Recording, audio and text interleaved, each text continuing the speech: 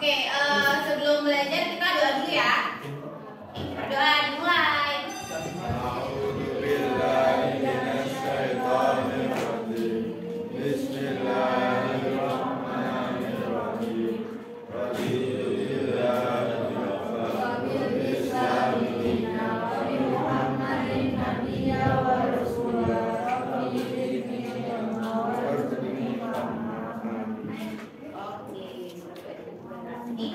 Mbak absen dulu ya.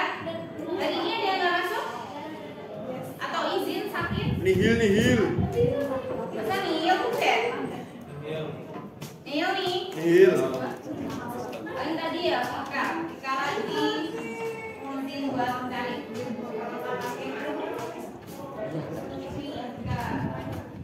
Teman-teman hari ini materi terakhir ya. Materi terakhir. Jadi hari ini Mbak mau nyampein materi terkait flora fauna. Ini kita terakhir ada konservasi, ada manfaat sama pelestariannya. Diperhatiin dulu ya.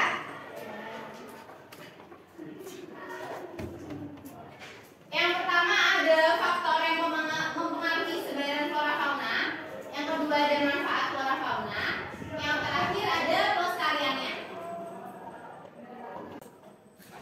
Yang pertama faktornya itu ada iklim.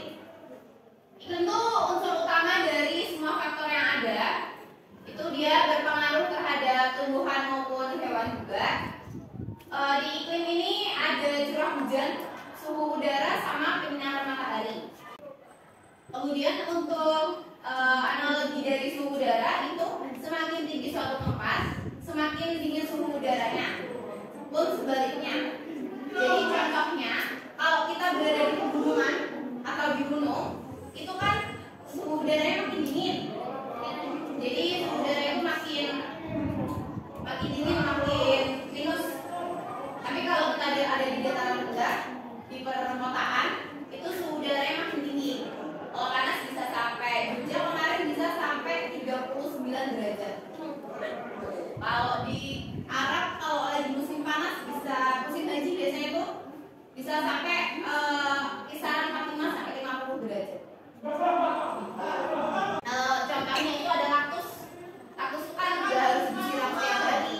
Yang penting dia kena sinar matahari. Gitu. Yang kedua ada mesophyta. Itu tumbuhan yang cocok hidup di lingkungan lembab tapi nggak basah.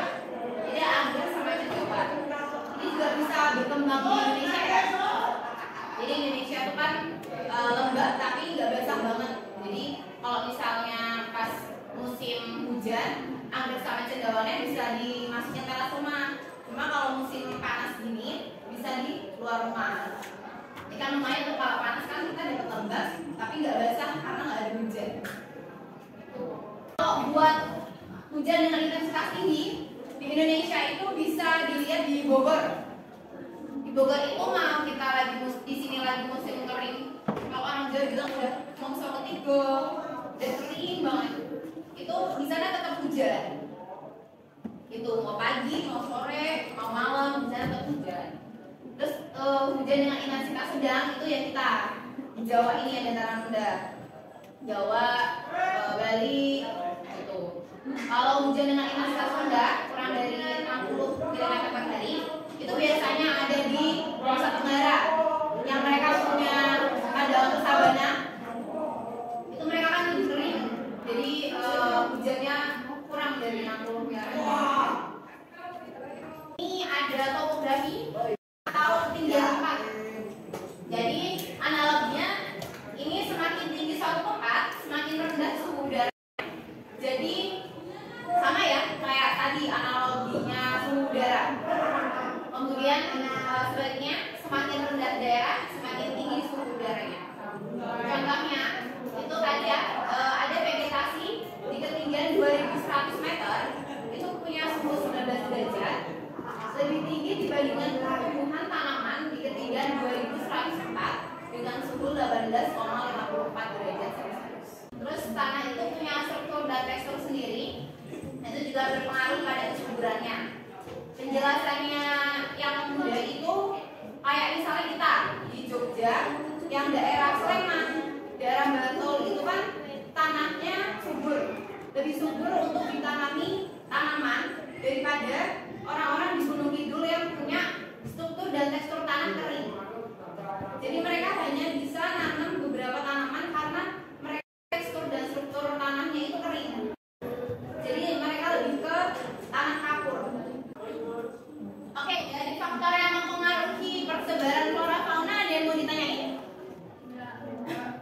Udah jelas semua ya? Tadi ada apa aja? Iklim, curah hujan, topografi, tanah, manusia. Oke. Oke, kita next ya. Ada manfaat. Jadi udah ada faktornya. Pasti ada manfaat dari adanya keberagaman flora fauna bagi kesejahteraan makhluk hidup atau manusia lebih tepatnya. Yang pertama itu kekayaan flora fauna dapat mempengaruhi sektor perekonomian ya. Pastinya ada di pertanian dan perikanan. Jadi kalau pertanian itu buat flora, buat perikanannya dari fauna. Kemudian manfaat yang kedua itu dari sektor pariwisata itu dapat menghasilkan pendapatan negara ya.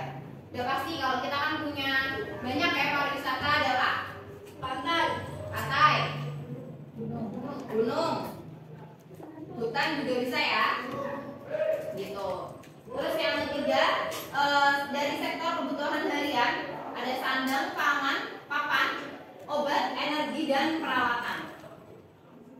Yang kita pakai sehari-hari ya, jadi ada baju, apa yang kita makan, terus kalau kita sakit ada obatnya. Nah, kalau ada pelestariannya itu pasti ada metodenya. Metodenya ada dua, secara garis besar itu ada in situ dan ex situ.